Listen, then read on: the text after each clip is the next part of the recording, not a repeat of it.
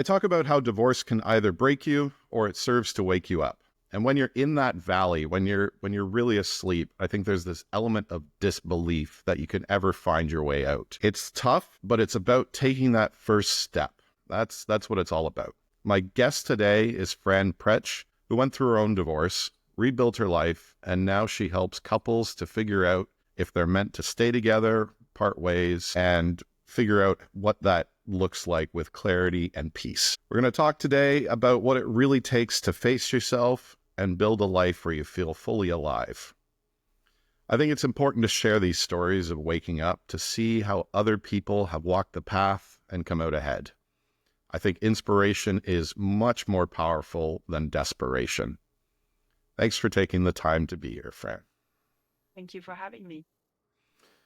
So, as I understand it, your story isn't just about divorce, it's about what comes after. Can you start by telling us what your divorce broke open for you? Yeah, so for me, it really had a lot to do with how I was viewing marriage and divorce. When you talked to me before about the topic, I was really reflecting on how family values and family loyalties are really playing a role there for me. What kind of family you come from. I come from a very Catholic family, growing up in Bavaria. And so my whole thing was that, you stay together, you married, and divorce is actually something really negative, as a general kind of thing, in the church. And so, when I got married and, after a while found out that maybe that wasn't really the long-term path for me with this partner, it had a real heavy weight to it. It's like, so who am I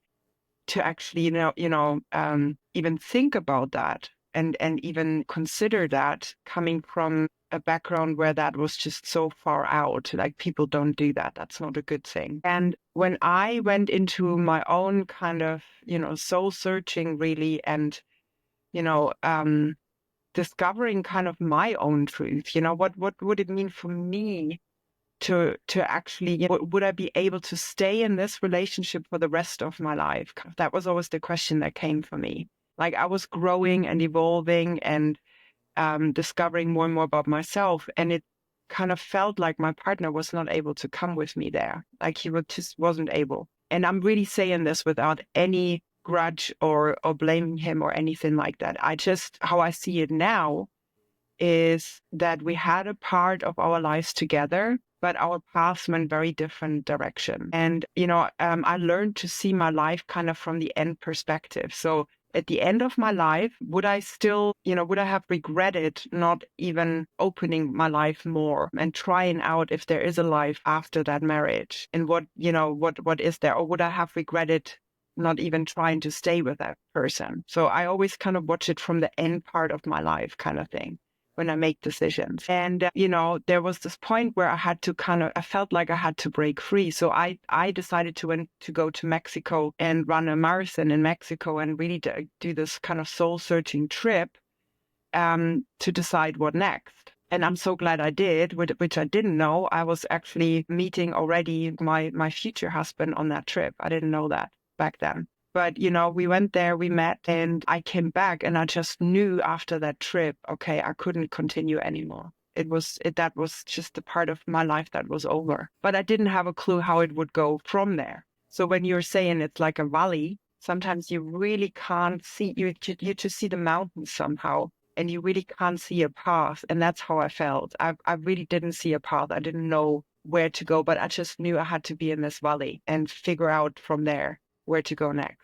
Had no plan to remarry or something, nothing. I just wanted to be by myself, really. There's a lot to unpack there. Then I want to start with that idea that I was the first person in my family to get divorced, and there was this weight of expectation behind it. And I remember my grandfather going, I told him that I couldn't be with my ex anymore. And he said, well, can't you just get over it?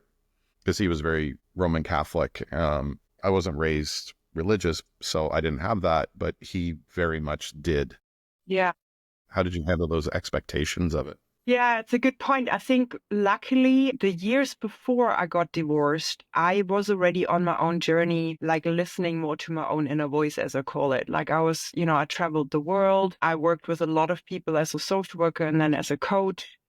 And it became really my whole thing of helping people to hear their own voice and to discover what is theirs and what is actually learned stuff from their family that they're just repeating. So sometimes it can feel very much like our own, but actually we're just following something that is in our family. And it takes a bit of work to really uncover what is my truth and what is my family's truth. And maybe they don't match that much. And that was really the journey I was on before. So luckily, I was already at a point where my inner voice was saying, well, it's your life. It's only you can decide for your life what's good and what feels right and what doesn't. And making one decision one time doesn't mean you have to stay in that decision all your life. If you're learning and growing and evolving, it doesn't make sense. So, that inner voice was there.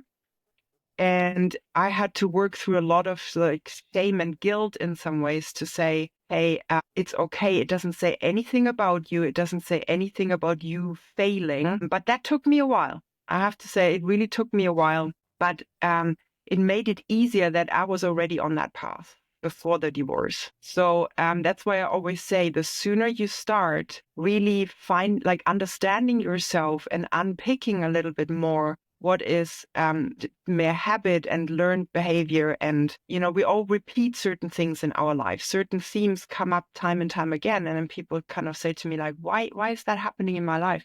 I'm like, this is where it's an invitation to go deeper and understand who are you and what is really yours in this life and what do you want from your life? Like, don't wake up one day and look back and think, I've done everything right for other people, but never for myself. So that was the thing for me. So, that's why I said it's unpicking this whole heaviness of a divorce. There's a lot of heaviness from the church side. And to really pull yourself out of that and see your life from a kind of more neutral perspective that, it's yours to decide and it's yours to live. And that's your responsibility. And no one can tell you really what to do, which makes it obviously also a bit scary because it's, your decision. But for me, that is a freeing thing that we can all decide for ourselves. There's a saying I've been playing over and over in my head, and I think it goes to talking about how you fit into how you fit into the generations. And it's, you can't abstain from the work, but you don't have to finish it. Right. And to me, that means it's your responsibility to do your own inner work. You're not going to get it done in this lifetime. There's too much there. But you can't sit by on the sidelines and just watch. Yeah. Because life is now. It's actually waiting for you until you decide. It's actually already happening. Absolutely. So I think this is on your website. You said, life is amazing. It's better than you think. You just have to take that first step. There were so many times I just remember it was like, I know I can do it. It's actually leaning forward and putting that foot out and taking that first step. And I think we get in our heads or even our emotions about being too scared of the price that comes with taking that first step. How do you suggest processing those emotions and getting over that fear? I think what really helps is taking little steps more often. Like for me, people always see my big decisions in life. I've taken quite a few big decisions in my life, like moving countries, getting divorced, getting married again, all those kind of things, running an ultra marathon, but what I always say is I'm good at taking steps all the time. Like I try to make decisions that are as true as possible for myself and many times in my life. And then the bigger decisions they don't really feel that big anymore because you just know you have that clarity in yourself. Your inner muscle is really trained, basically. So the more you make decisions out of your inner truth and really trust yourself and learn to trust yourself, you just know the bigger decisions too. And they don't really feel that hard anymore. But it's about really relearning again to trust your own inner guidance in that way. So that's why I said when I went to that part of, oh, this relationship doesn't feel right anymore, and I'm gonna have to. I knew I had to make that step to say, you know what, I can't stay here. I can't stay in this marriage anymore. And I remember that moment before when that kind of played out in my whole system, and I could feel it as a pressure in my body, and I could feel it working through me. Because of having taken steps before, I trusted that. I really trusted that in myself. And I was like, okay, if I speak it out loud. I know that it's then out there and I know that I can deal with it. I trust myself. So that's what I did. So every time it's a process of it comes up in me, almost in my body. Like this is the next thing. And yes, I mean, I don't get me wrong. There is fear, there's panic, there's sweating, there's all sorts of stuff happening. Like, it's not like some people ask me, like, how are you so courageous to do these things? Well, I still have fear and panic and everything else, like other people, but I'm very good at bringing myself into a calm space, which I've learned. How do I calm myself down and then make that step? And that's also what I support my clients with, to actually access an inner calm and inner groundedness in yourself that then allows you to take steps in a much calmer way. So that's kind of like a strength that we can learn. And from there, like actually having taken that step, everything else then rolls. It's just this initial kind of, okay, this is my decision. This is the direction I'm going. And then it starts rolling again. But it's almost like a peak moment. That peak moment, every emotions are high, and then it can go again. And so for me, having done those decisions so many times, I'm now like, okay, it's the same with running an ultra as well. You think at some point you're going to die. That's just how it feels. At certain points, you reach a point where you're like, okay, I have to give up. And then if you can make yourself go through that and actually decide, I'm not the person who's going to stop right now, you discover a new strength. You actually discover that you're not dying. You actually keep going. And the more experiences like that you have in life, the stronger you get. One thing that came to me as you were talking, first of all, I'm never going to run an ultra. That's just me. Or you do But have to. I understand where you're coming from. I've done boxing, and even those 2-minute rounds, you feel like you want to die halfway through, and you just got to keep swinging. Yeah. But what occurred to me as you were talking, and I'm trying to pull out a tip for those guys who are stuck on the couch, who don't want to take those first actions. And the realization I had was the emotions are highest when you are still. When you start to gather that momentum, like when you're still sitting on the couch, you're terrified of taking any action, because what happens if it's the wrong action, or what happens if people laugh at you, or whatever it might be. To me, those emotions are highest when I'm at rest. When I have that momentum that you were talking about, when I've taken that first step and I'm making progress towards something, yes, I'm still scared, but the emotions are smaller. And the more momentum I have, the more action I have, the smaller those emotions actually are. Yeah. The waiting is the hardest thing. You're in your head. Yeah. So I remember at the worst part of my marriage, and this is probably when I decided I probably subconsciously checked out of my marriage, and I remember this very clearly. I was in Canada. It was a very, very cold night, so there was no clouds in the sky, and you could see the stars, and you could see an airplane flying overhead. And I just wished I could be on that airplane anywhere but here, traveling, getting out of here. And my ex used to say that we're not rich, so stop dreaming like that. And it was just like this death of any dreams and hope. So I think we get to that place because we accept less. Why do we accept less when it comes to those sorts of relationships? And a follow-up to that, how do you speak to that person who's in that place where they're accepting less? Yeah, that's a good point. I think when I look back at my first marriage, I definitely made a lot of compromises, and I was on a different level when we got married. And then I invested a lot in my own personal growth, grew very quickly in me. Somehow I really felt like it was too small. That place that I was in was too small. I needed to like break free. But I realized like for quite a while, I was still trying to fit in. And, you can say that it's a lucky Like, luckily, my inner voice is pretty strong, but that also creates obviously a lot of turmoil. So it could be, it's lucky, but it's also quite a heavy thing to have sometimes. But my inner voice was very clear time and time and time again. If I stay in this place, that's what I'm going to have to accept. So that's kind of, they played out in me like a lot of times. And I think a lot of people hear that. It's like, this is where I'm at right now. What if it doesn't get better, or what if it doesn't, if I make it worse, if I get out of this place? Like, a lot of people go first to, if I make this step, what if it gets worse? Like, it's just gonna, like you said, the wrong decision, really bad. What if I regret my step? Maybe I want too much. So again, there is a part of you, and again, that's individual to how you grow up as well. If you are more prone to accept those kind of things as it is, if you're somebody who believes that you can actually improve life and create a life that is growing and expanding and stuff, then you probably take different decisions. So again, I want to urge everyone to get to know yourself and to actually understand how you grew up. Because for me, I understood about myself, okay, I have this part of me that is more careful and pre-planning and trying to make it secure. That's very much the story in my family.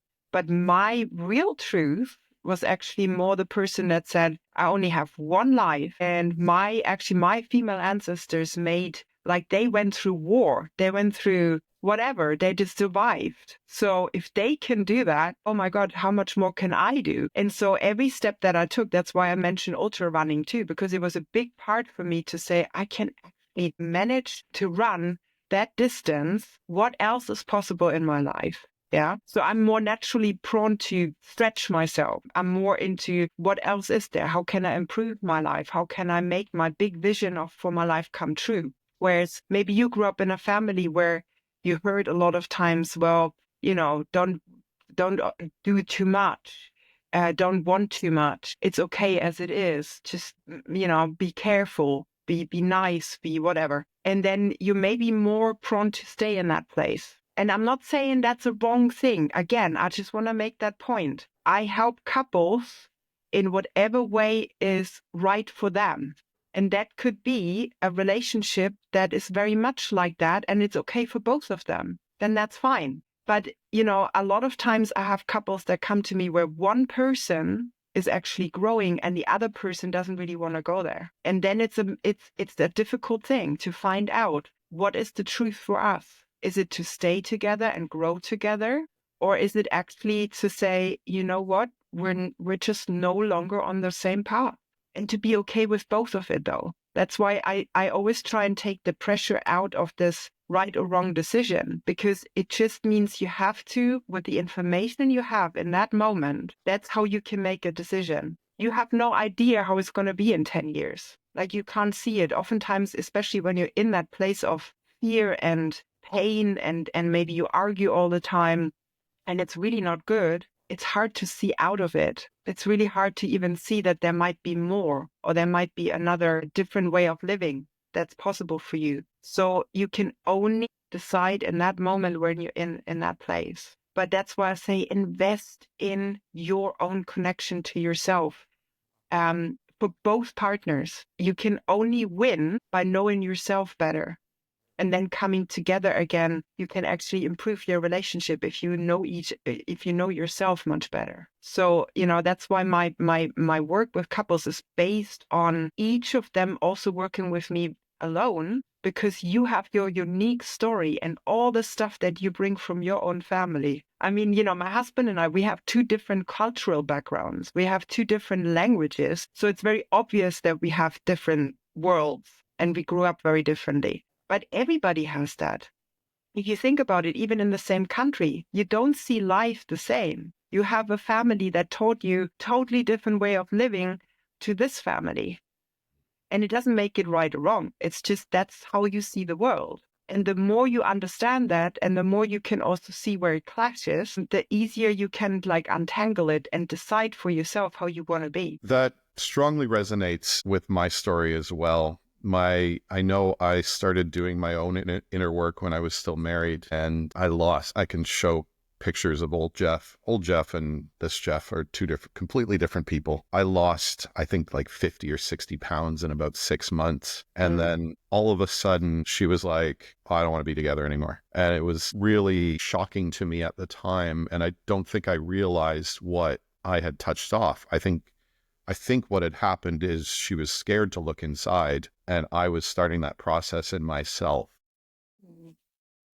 And I find relationships, like you're talking about, to be absolutely fascinating because it does hold that mirror up to you. Yeah. And you're absolutely right. It's the inner work is not about the other person. It's completely about yourself. So that's what do you find that shocks people the most when they start doing that inner work? I think what is a big point is realizing how you're creating certain things in your life yourself. And it's not about blaming the other person. So, I think this is why a lot of people avoid this inner work, because it's way easier to blame other people for your life than actually taking your own responsibility and admitting, okay, I'm making this decision time and time again. Of course, I'm going to create the same thing in my life time and time again. So maybe I should not make a different choice and actually pull myself out of it. You won't believe how many people I still meet that blame their parents for not being successful in life. Still, holding on to that blame. And I'm not saying we don't have hard childhoods, we don't have like stuff happening with our parents, but it's your choice if you still stay in the blame, because that keeps you stuck. It never really lets you take any new action because you think you can't. You just have to first get an apology from your parents or from your partner. I mean, it's the same with ex-partners. A lot of people stay stuck in that too. And it's like realizing how much more choice you have to actually say, okay, I'll leave this behind. I'm going to decide for myself and I'm going to take new steps forward. And how quickly life can actually change with that is amazing. But just coming out of that space takes sometimes a lot of time just to get out of that. And then, yeah, sometimes, taking new steps, it's scary. You don't always know the whole information. You have to kind of go with some of the unknown. But you will learn as you go. You will learn along the way. We all do.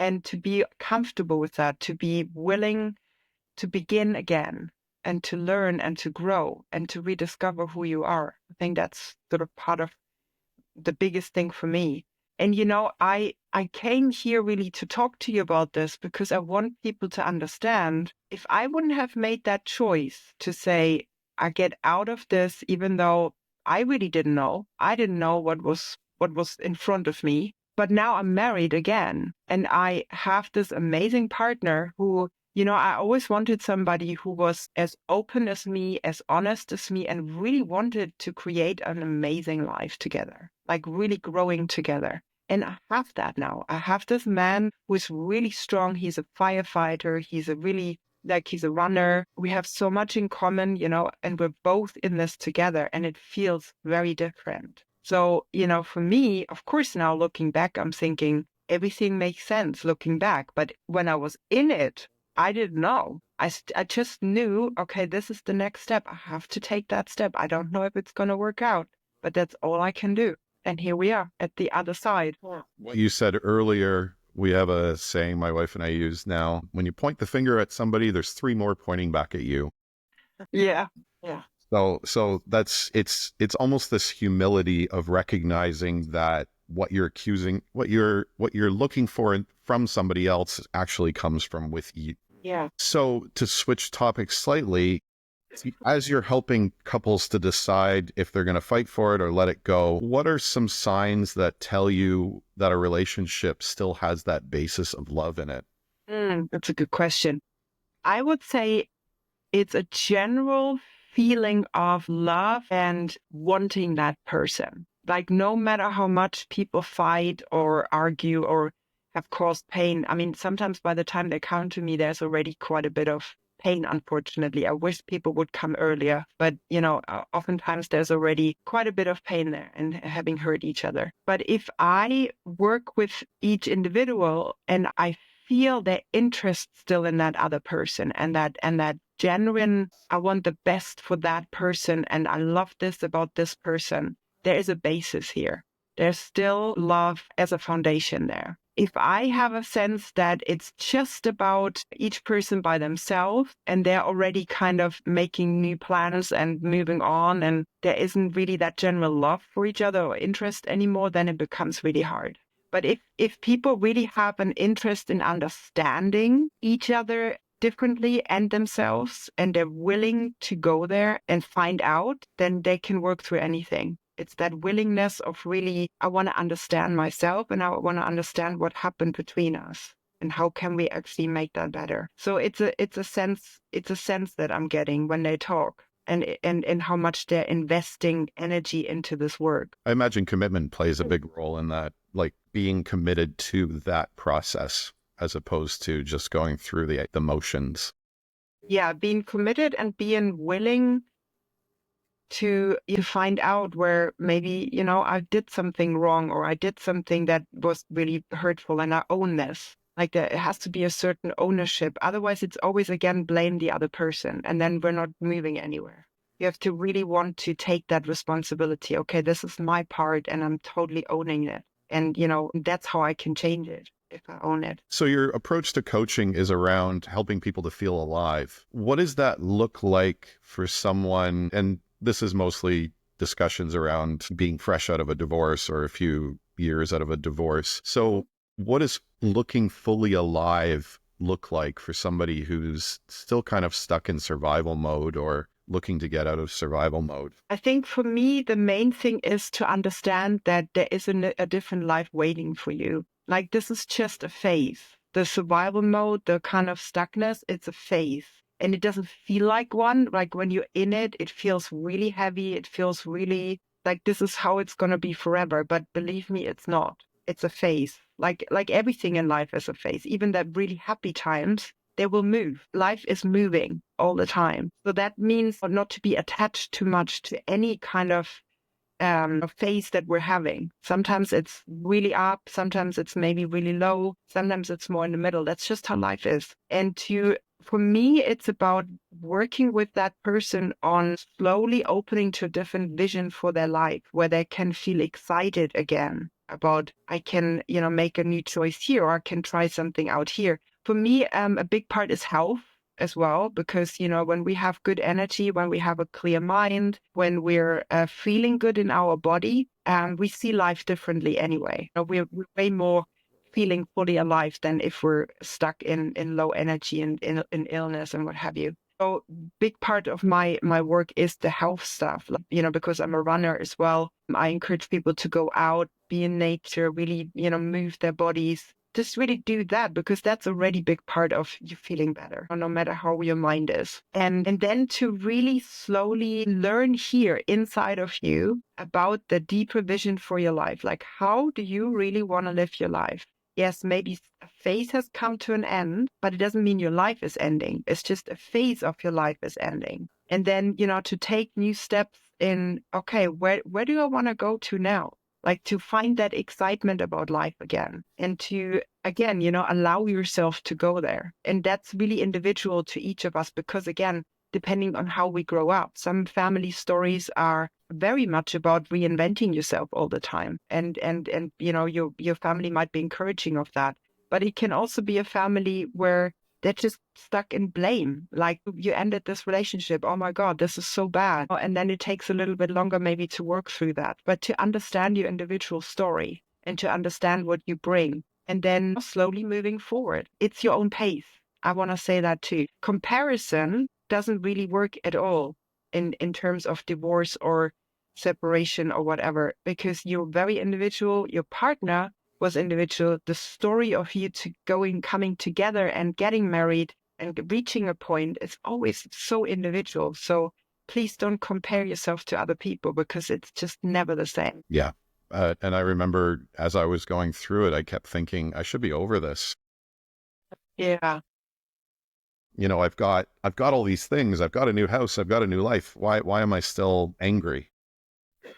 Self-compassion, like, hey, we were so easy, like we're so more easy into self-criticism. into blaming ourselves for everything. That's more of our tendency most of the time. But, finding that like acceptance and forgiveness in yourself for yourself first. No one else can really give that to you but you. That's often the hardest part. Even everybody else might have totally moved on and forgiven you, and you still may be stuck in that in yourself. So this is why a big part is that inner work, to really have that inner connection to yourself. So you talk a lot about reconnecting with your inner guidance, and I completely agree with you on that. One thing I really struggled with was learning to tell the difference between what my emotions were telling me, what my head was telling me, and what my intuition was actually telling me. How do you suggest learning to tell the difference? So for me, it comes down to learning a practice every day where you're actually learning to listen again. And you really learn to kind of separate the different voices almost. That sounds a bit weird, but it's really like you understand that, for example, your head voice is a lot more of the critical voice, and the voice that often gets stuck in loops as well. It's a lot of learned stuff that we have in our head, like this whole overthinking, and often it's very self-critical. That's not your true, actually, I call it my soul voice. My soul voice is actually pretty calm and just has a very basic, very simple instruction, so to say. It's like, okay, go out for a walk or go and sit in nature for a while. Those kind of things, like very simple things. Read this book or go to this place and meet that person, you know? So what we need to do, though, is to be willing to listen. And for me, that's why it's a big part of my work with people, to bring them into a daily practice, whether that's meditation, whether some people struggle with the word meditation. I say, well, just sit outside, be in nature for maybe 5-10 minutes. Just, listen, and you might hear your head voice absolutely dominant first. And that's where people often give up already, because it's very dominant. That's what we learn, to listen to that head voice. But then when you get calmer, and over time and you practice, you hear a different voice, and you really will understand a little bit more where that comes from. But it takes practice. It's not something that's just there. Because if you think how we grow up, most of us grew up in a family and with parents that don't encourage us necessarily to hear that inner voice. It's more like, do this, fit in, whatever. It's a very different way of learning to listen to other voices, but not yourself. And so, yeah, we need to learn it. That's why I said I call it the inner muscle, like to strengthen that muscle in you. And then the good thing is, which I've learned in my own life, that inner voice goes with you wherever you are. I've lived in like 6, 7 different countries so far in my life. That voice is always with me. It doesn't matter what's going on around me. I can rely on that inner voice. And that's a real strength to have in this lifetime, where things change all the time. And, a lot of people, especially right now, feel fear and what have you. So to be really grounded and make it a practice of learning to calm yourself down, like your nervous system, your mind, your body. In that calm space, you hear a lot more. But that's already a hurdle. A lot of people don't even know how to get there. So that takes time and practice. But I can guarantee you, the more you can get there, the more you hear. And I can almost point to the division in my life between when I started really starting to listen inside versus me before. It felt very chaotic, and I would ping pong off everything. There are 3 rituals I suggest anyway, and it sounds like we have a very similar mind in terms of that. Every day, and 99.9% of people I don't think do this, every day, time in nature, some type of movement, and some type of presence practice. And that can be, meditation, or just something that gets you into the moment, maybe a run, maybe boxing, whatever it is. Yeah. Yeah. Yeah. So go ahead. No, and I just wanted to say, adding to that, I really encourage people to understand more about their family, and to understand the stories that come from their family, because that's what you will hear, first of all, when you're quiet. You will hear a lot of the stuff that you learned. And not because your family is bad or something. It's just that's how we grow up. The stories are strong, but it doesn't make them necessarily right for your life. It's just we're learning to repeat it. So the more you can learn about your family and your background and how that still influences you, it frees your inner voice too. I agree. And it's interesting when I catch myself telling a story. I'm much better at that now, is catching myself telling myself a story. And then I go, well, that's bullshit. I shouldn't be telling myself that. And then Yeah. usually I can feel it go pop and then it goes away. But it's that catching myself telling that story that's the trick. Yeah, absolutely. It's the self-awareness. So you've been through a pretty big journey from your divorce to now. What is one thing that you are grateful for that you've been through that you might not have experienced? I mean, I'm so grateful for my old self in that place of deciding that I didn't stop myself and say, I'm too scared to do this. I'm not going to do it. I'm really grateful for my old self that was hanging on to there is a different life out there for me and I'm going to discover it.